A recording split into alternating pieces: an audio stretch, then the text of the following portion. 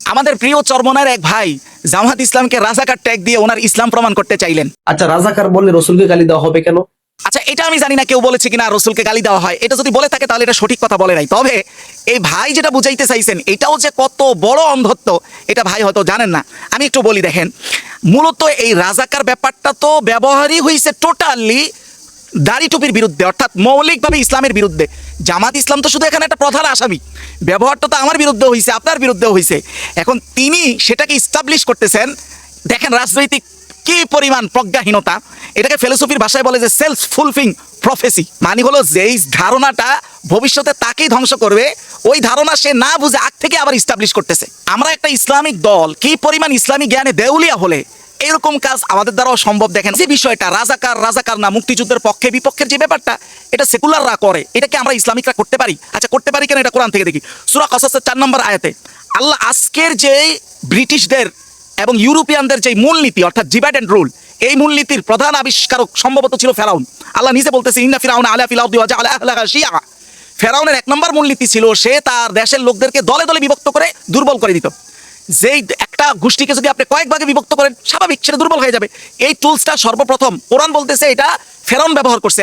একই টুলস এখন ইসলামিকরাও ব্যবহার করে। রাজাকার কনসেপ্টের বিরুদ্ধে পরিপূর্ণ শিক্ষাটা হচ্ছে মক্কা বিজয়ের শিক্ষা। আসেন আরো কয়েকটা উদাহরণ দিব। আল বিদায়া ওয়ান নিহায়ার বর্ণনা।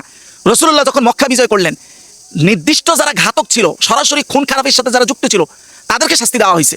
কিন্তু আমভাবে মোরাল সাপোর্ট তো মক্কার সবাই দিছে রসুলের বিরুদ্ধে। কিন্তু রসুল কি বললেন?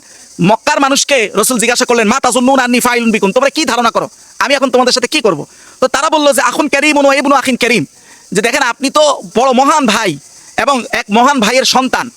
তখন রসুল বললেন ইযহাবু ওয়া আনতুমুত তুলাকা, যাও তোমরা সবাই মুক্ত। আজকে থেকে তোমরা কেউ রাজাকার না, কেউ মুক্তিযুদ্ধের পক্ষের, কেউ মুক্তিযুদ্ধের বিরুদ্ধের, কেউ মক্কা বিজয়ের পক্ষের, কেউ মক্কা বিজয়ের বিপক্ষের না। সালাহুদ্দিন আইয়ুবী যখন এই আজকের বাইতুল মাকদাসকে তৎকালীন সময় পুনরুদ্ধার করেন, এই বাইতুল মাকদাসকে দখল করেছিল ক্রুসেডাররা, যেখানে শত শত নারীকে ধর্ষণ সহ শত শত মুসলিম সন্তানকে হত্যা করা হয়েছে। কিন্তু আল বিদায়া ওয়ান নিহায়ার বর্ণনা 5 নম্বর খণ্ড 55 নং পৃষ্ঠার বর্ণনা, যেখানে স্পষ্ট বলা হচ্ছে যখন সালাহুদ্দিন আইয়ুবী সেই ফিলিস্তিনকে মুক্ত করলেন, সেই খ্রিস্টানদেরকে যারা এই মোরাল সাপোর্টটা দিছে অর্থাৎ রাজাকার, এদেরকে তিনি বললেন আম্মানাহুম আলা হায়াতিহিম, তাদের হায়াতের তাদের জিন্দিগির পুরাপুরি নিরাপত্তা তিনি দিয়েছেন।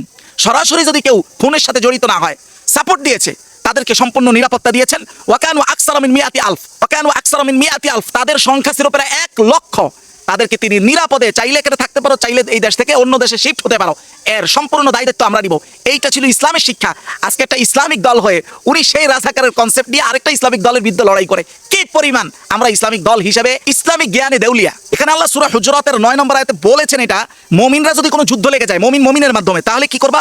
যে ফাইন বাগাত ইহদাহুমা আলাল উখরা, যারা এখানে বাগাওয়াতি করবে, সীমালঙ্ঘন করবে, ফাকাতিলুল্লাতী তাবগী হাত্তা তাফিয়া ইলা আমরিল্লাহ, তো যারা সীমালঙ্ঘনকারী তাদের বিরুদ্ধে তোমরা যুদ্ধ করো। তো কতক্ষণ? হাত্তা তাফিয়া ইলা আমরিল্লাহ, যতক্ষণ না তারা ফিরে না আসে। ফাইন ফাআত ফাসলিহু বাইনাহুমা বিল আদলি ওয়াকসিতু, যদি তারা ওই অবস্থা থেকে ফিরে আসে তাহলে তাদের সাথে তোমরা সদাচরণ, ন্যায়পরায়ণ আচরণ করো। আপনি দেখেন একটা ইসলামিক দলও এই কনসেপ্ট গ্রহণ করে, সেই মুক্তযুদ্ধ হয়েছে। এখন অধিকাংশরা পৃথিবীতে নাই, তাদের দল যারা করে তাদেরকেও তারা এখন পর্যন্ত অপরাধী মনে করে, তাও আবার ইসলামিক দল। দেখেন এই আয়াত বলতেছে যদি তারা মানে যারা মুক্তিযুদ্ধে বাংলাদেশের বিরুদ্ধে অংশগ্রহণ করেছিল তারাও যদি তওবা করে ফিরে আসে, আয়াত বলতেছে তাদের সাথে ন্যায়পরায়ণ হও।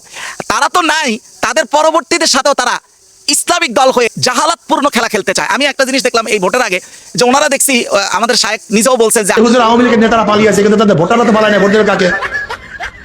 রায়পুরা সাংবাদিকরা আমাকে প্রশ্ন করে তারা ভোট দেবে কাকে? আমি বললাম দাঁড়িয়ে পড়লে তারা ভোট দেবে না, এর জন্য তাদের জন্মটাই বিপরীত, স্বাধীনতার পক্ষে স্বাধীনতার বিপক্ষে। একজন দাঁড়িয়ে পড়লে তারা ধানের শীষে ভোট দেবে না। 5ই আগস্ট যত কেস মামলা হামলা চাঁদাবাজি তারা করছে, কাজী ধানের শীষেও ভোট বাকি থাকে একটা, কথা কয় না। দেখেন এইটাও রাজনৈতিক প্রজ্ঞার কত অভাব। আরে ভাই, আওয়ামী লীগ যেটা চায় মনে হয় উনি ভাবছে কি, মানে ওনার দৃষ্টিতে আওয়ামী লীগের কাছে মুক্তিযুদ্ধের চেতনা, এটা কি উনি ওনার দৃষ্টিতে আওয়ামী লীগ এটা বাস্তবসম্মত হিসাবে গ্রহণ করে নাকি জাস্ট একটা ব্যবহৃত টুলস হিসাবে গ্রহণ করে? এটা উনিই জানে, উনি কি বুঝছেন। আমরা যাকে জাতীয় নেতা হিসাবে চাই আগামীর দিনে, তার যদি রাজনৈতিক প্রজ্ঞার এই পরিমাণ শিশুসুলভ অবস্থা প্রকাশ পায়, তাহলে তো আমাদের হতাশা ছাড়া আর কিছুই নাই।